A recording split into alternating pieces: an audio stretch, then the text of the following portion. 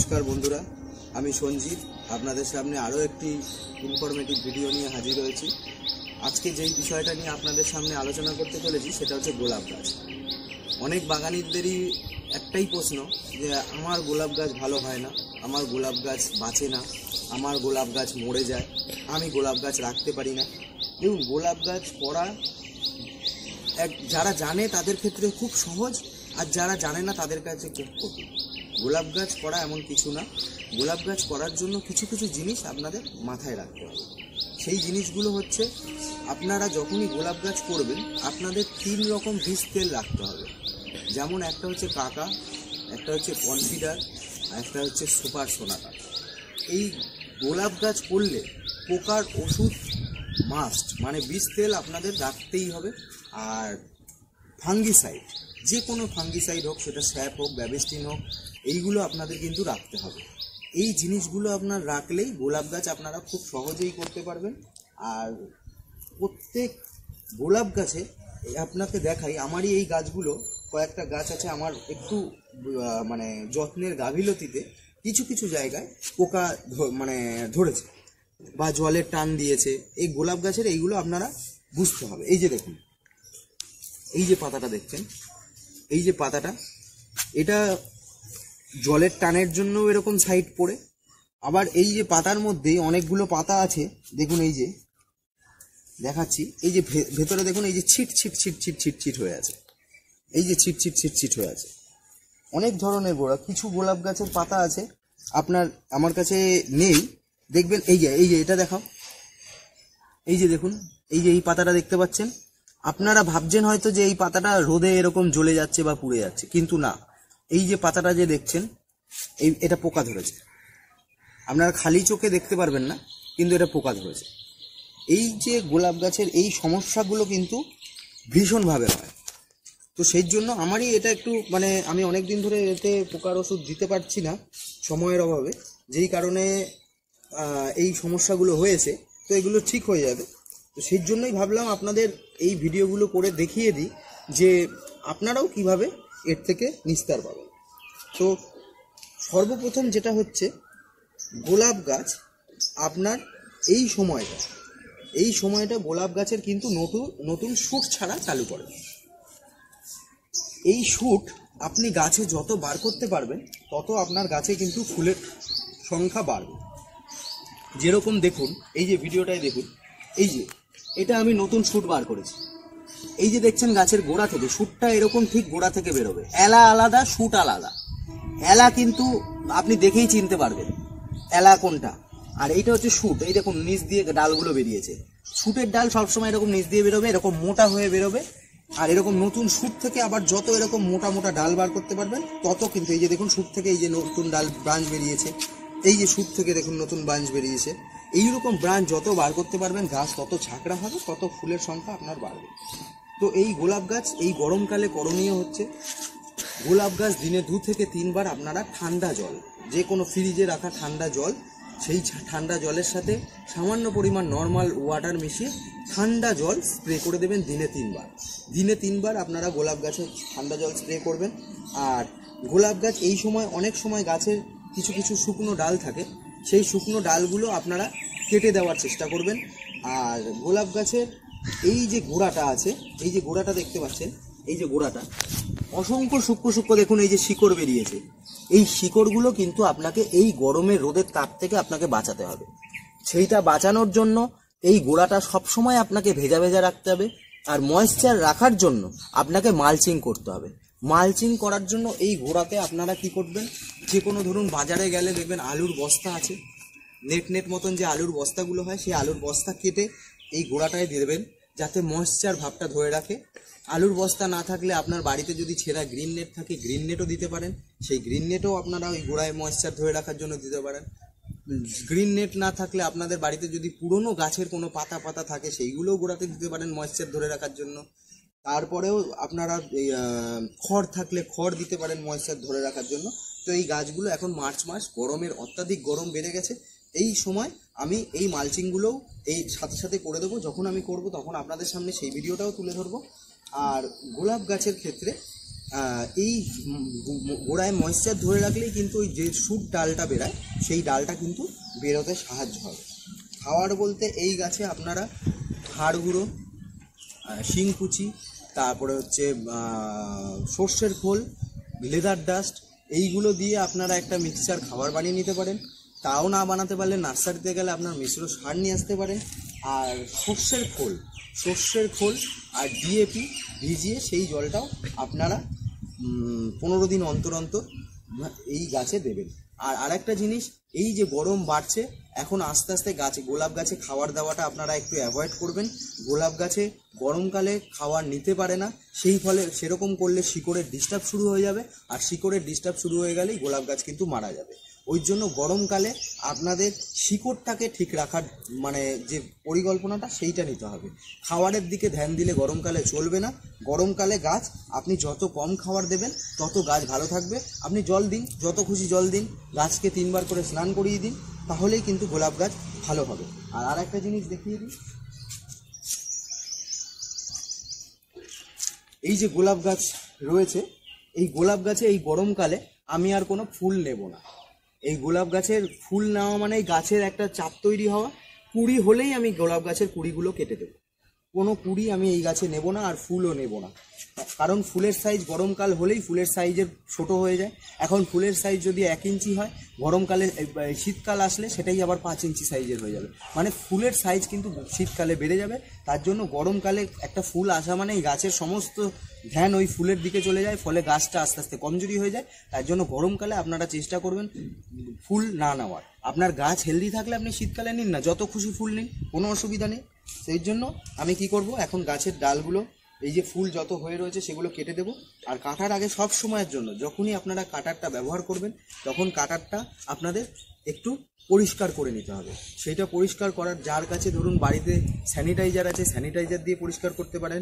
Sanitiser নেই তো আপনারা যে কোনো ওষুধের দোকানে যাবেন, হাইড্রোজেন পারঅক্সাইড বলে পাওয়া যায় যেরকম বোতল, দাম খুব একটা বেশি না, মাত্র ওই 20-25 টাকার মধ্যে হবে কি 30 টাকার মধ্যে হবে, এরকম একটা বোতল কিনে নেবেন।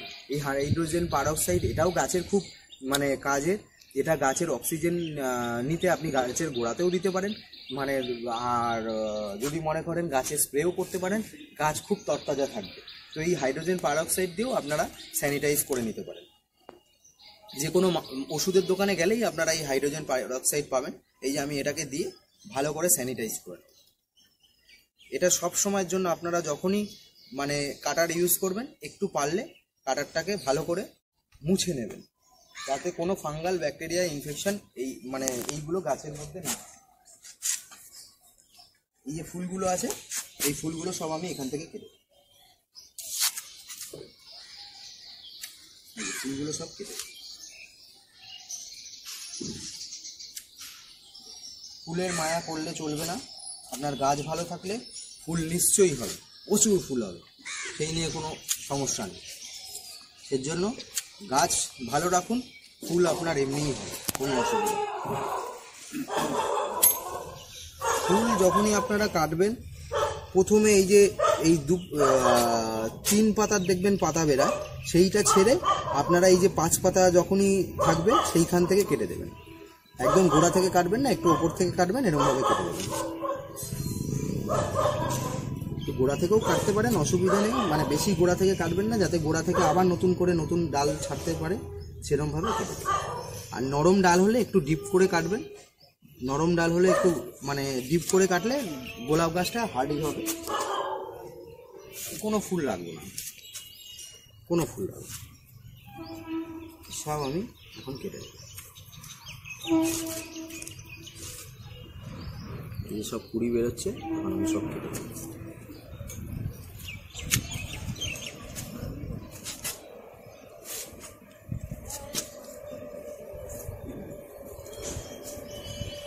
গোলাপ গাছ করুন, একদম ইজিভাবে করুন, এই গাছ খুব ভালো হয়। আর একটু যত্ন আপনাদের গোলাপ গাছে নিতে হয়। আর একটা জিনিস, যখনই আপনারা এই গোলাপ গাছ করবেন তখন আপনাদের বারবার করে বলে দিচ্ছি, প্রত্যেক বছর পারলে একবার করে রিপোর্ট করে দেবেন যে একবার আমি গোলাপ গাছ বসিয়ে দিলাম, এইবার আমার পার্মানেন্ট হয়ে ধরে রয়ে গেল গাছটা, আমার আর কোনো যত্ন নিতে হবে না, সেই ভুলটা কিন্তু করবেন না। প্রত্যেক বছর কিন্তু গোলাপ গাছ রিপোর্ট করবেন। গোলাপ গাছ যত রিপোর্ট করবেন তত ভালো। এমনি কিচ্ছু হবে না, গরমকালে এসে ডিস্টার্ব হওয়া শুরু হয়ে যাবে যদি আপনারা রিপোর্ট না করেন। আর মাঝের মধ্যে এই যে শুকনো যে ডালগুলো আছে এই ডালগুলোও কেটে দেবেন, গাছ পুরো পরিষ্কার করে দেবেন এই গরমকালে। আর এই যে খারাপ খারাপ পাতাগুলো আছে এগুলো ফেলে দেবেন।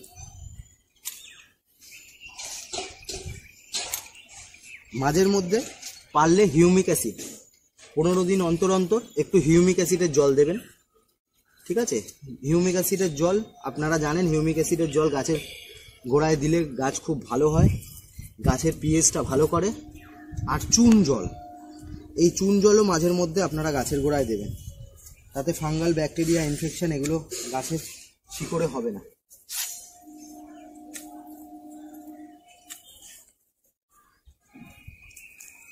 সেদিকে আপনারা একটু ধ্যান দেবেন।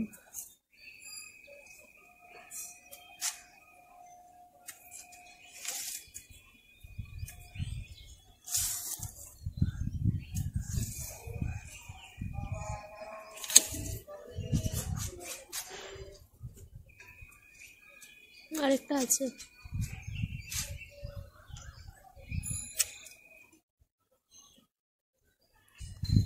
এই যে দেখুন, এই গাছগুলো আমি এবছর রিপোর্ট করে দিয়েছিলাম, আবার নতুন করে রিপোর্ট করেছি। দেখুন এই যে গাছগুলো, এই যে এই সাইডটায় একটু ক্যামেরাটা নিয়ে এসে দেখাও। এই যে গাছটা দেখছেন, এই গাছটা রিপোর্ট করা, দেখুন এই যে কত হেলদি, দেখেছেন?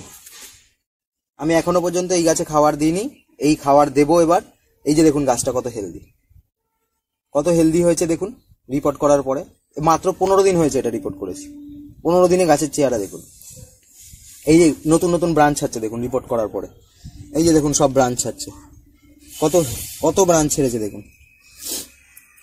এই যে দেখুন কত কত ব্রাঞ্চ আর পাতা ছেড়েছে, এই যে দেখুন এই যে পাতা ছেড়েছে, এই যে কড়ি এসছে, কড়িটা আমি নেব না, কড়িটা কেটে দেবো, এই যে কড়ি কেটে দেবো। এখন গরমকালে ফুল নামার চিন্তা করলে হবে না, গাছ ভালো করুন, ফুল এমনিই হবে। গাছ ভালো হলে ফুল হবে, ওই নিয়ে কোনো সমস্যা নেই। এলা ডাল সবসময় আপনাদের যদি গাছের গোড়ায় এলা ডাল হয় সেইটা ভেঙে দেবেন। অনেকেরই গাছ করেন বা মাদার গাছটা মরে যায়, এলা গাছটা রয়ে যায়। এলা ডালও এরপরে আপনাদের ভিডিও করে দেখিয়ে দেবো, এলা ডাল আপনারা কি করে চিনবেন। এলা ডাল আপনার গাছে রাখলে চলবে না, মাদার গাছটা আপনার ক্ষতি হয়ে যাবে। এলা ডালের ওপরেই কিন্তু গ্রাফটিং করে গোলাপ গাছ হয়। অনেকে গোলাপ গাছ মানে এলা ডালগুলো কাটতে ভুলে যান বা ভাঙতে ভুলে যান, তো সেই এলা ডালটা রয়ে যায়, আপনার মেন গোলাপ গাছটা কিন্তু মরে যায়। সেই ভুলটা করবেন না। ব্যাস আজকের জন্য এইটুখানি, আবার নতুন আরেকটা ভিডিও নিয়ে আপনাদের সামনে হাজির হব। দেখুন আমি যেটুখানি জানি ভিডিওতে আমি সেইটুখানি আপনাদের কিন্তু দেখানোর চেষ্টা করি।